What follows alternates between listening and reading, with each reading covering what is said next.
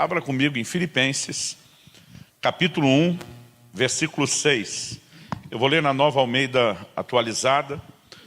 E o texto sagrado diz assim: estou certo de que aquele que começou boa obra em vocês há de completá-la até o dia de Cristo Jesus. Então diga comigo: estou certo de que aquele que começou boa obra em nós há de completá-la até o dia de Cristo Jesus. Aleluia. Bom, o apóstolo Paulo, obviamente, está escrevendo pelo Espírito Santo. 2 Timóteo 3,16 diz: toda a Escritura é inspirada por Deus. 2 de Pedro 1, 20 e 21 diz que homens santos falaram da parte de Deus, movidos pelo Espírito Santo. Romanos 15,4 diz que tudo quanto foi escrito para nosso ensino foi escrito. Então Deus não queria apenas que nós soubéssemos qual era a convicção, a certeza que Paulo carregava. Ao ser dirigido por Deus de comunicar a convicção que ele, no seu conhecimento de Deus, tinha, obviamente ele estava tentando impactar, influenciar e contagiar o coração dos irmãos da igreja de Filipos com a mesma certeza, com a mesma convicção. Eu normalmente gosto, diferente de só quando estou lendo a Bíblia, né? Quando estou num processo que eu chamo de meditação, eu gosto de pegar um texto como esse e procurar extrair aquilo que de prático Deus está tentando comunicar. E a verdade é que esse texto não exige de nós nenhum malabarismo de interpretação, né? A intenção comunicada aqui a respeito da disposição de Deus, ligada ao que Deus realmente costuma fazer, é muito clara. É a sua intenção, sua promessa, seu compromisso, a disposição de concluir aquilo que ele começou, de terminar aquilo que ele iniciou. Provavelmente essa é a razão pela qual em Hebreus 12:2 ele é chamado de o autor e consumador da fé, porque ele termina aquilo que começa. Agora, nós precisamos entender que isso não é apenas algo que Deus faz. O que Deus faz é visto nas Escrituras como uma extensão de quem Ele é. Em Hebreus 11:6 a Bíblia diz: aquele que se aproxima de Deus, né, deve crer que Ele existe e que Ele é galardoador daqueles que o buscam. A palavra galardoador, cujo sinônimo é recompensador, não é apenas algo que Deus faz, é algo que Ele é. Porque o que Deus faz é uma extensão de quem Ele é. E eu quero chamar a sua atenção para o fato de que quando Paulo diz: eu estou certo, eu estou convicto, eu tenho certeza, eu estou seguro de que aquele que começou a boa obra vai terminar, ele não está apenas falando de algo que Deus faz, ele está falando a respeito do caráter de Deus. E se é um tema que eu possa dar essa mensagem hoje, é acima de qualquer suspeita. Nós precisamos entender algo que é fundamental no relacionamento com Deus, que é um nível profundo de confiança, né? De plena confiança em quem Deus é. Quando eu olho para as Escrituras, quando eu olho na prática, em quase 30 anos de ministério, vejo as pessoas que até hoje estão bem, firme e forte na fé, olho aquelas que tropeçaram, me parece que muita gente que acaba falhando na jornada, deixou de entender algo simples, fundamental, essencial, apesar de básico, que Deus é digno de confiança. Ele é fidedigno. Então, em primeiro lugar, para falar desses exemplos, eu gostaria que você me acompanhasse, abrindo a Bíblia em 1 Coríntios, no capítulo 10. Nós vamos inicialmente ler do versículo 1 até o 6. O texto diz assim: ora, irmãos, não quero que vocês ignorem que os nossos pais estiveram todos sob a nuvem, e todos passaram pelo mar, e todos em Moisés foram batizados, tanto na nuvem como no mar. Todos eles comeram do mesmo alimento espiritual e beberam da mesma bebida espiritual, porque bebiam de uma pedra espiritual que os seguia, e a pedra era Cristo. Mas Deus não se agradou da maioria deles, razão pela qual ficaram prostrados no deserto.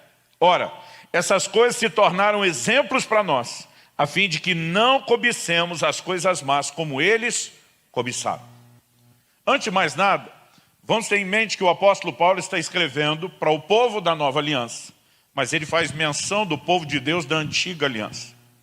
Ele está escrevendo para gentios convertidos. Corinto era uma cidade da Grécia. Os gentios eram todos os outros não judeus, o resto do mundo.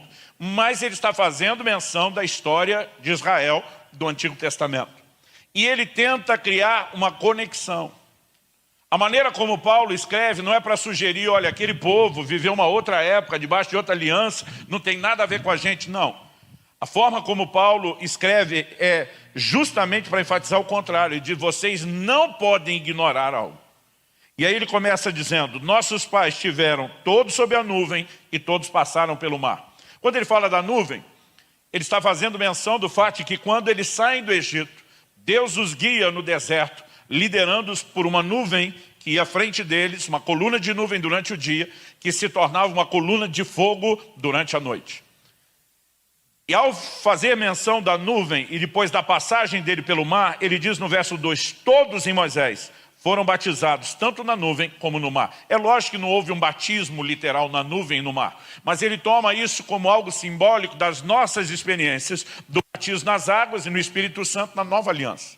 Ou seja, ele está dizendo, apesar de viver em um outro tempo e uma outra aliança, as figuras foram todas projetadas pensando na gente, naquilo que nós vamos viver hoje.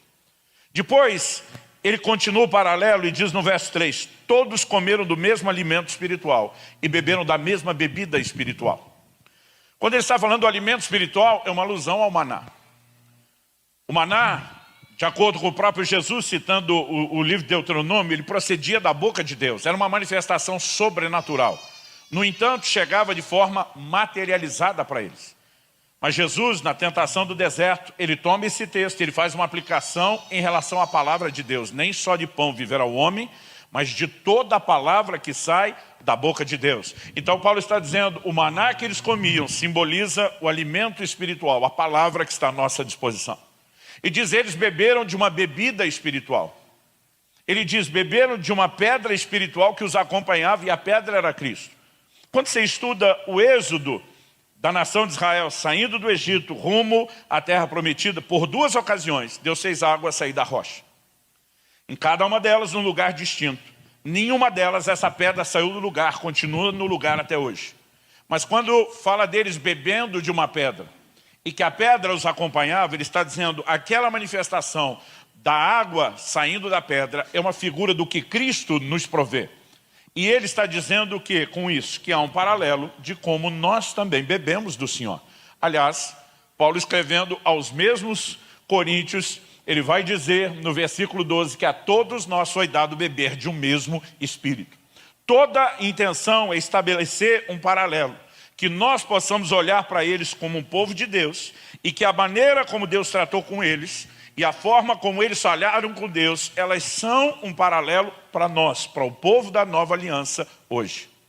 Aliás, a saída de Israel do Velho Testamento é uma das maiores figuras de redenção que você tem na Bíblia. Aquele povo estava escravizado debaixo da tirania do faraó. Qual era a nossa condição antes da conversão? A mesma. Colossenses 1 diz que Deus nos arrancou do império das trevas. Nós também estávamos sob um tirano, que não era um rei egípcio, mas nos oprimia e estávamos na condição de escravos. Quando eles foram libertos, na ocasião em que a Páscoa foi celebrada pela primeira vez e o cordeiro da Páscoa é morto, e eles pegam o sangue do cordeiro e colocam nos umbrais das portas, o que significa uma apropriação de fé pessoal. Esse foi o momento onde eles foram libertos.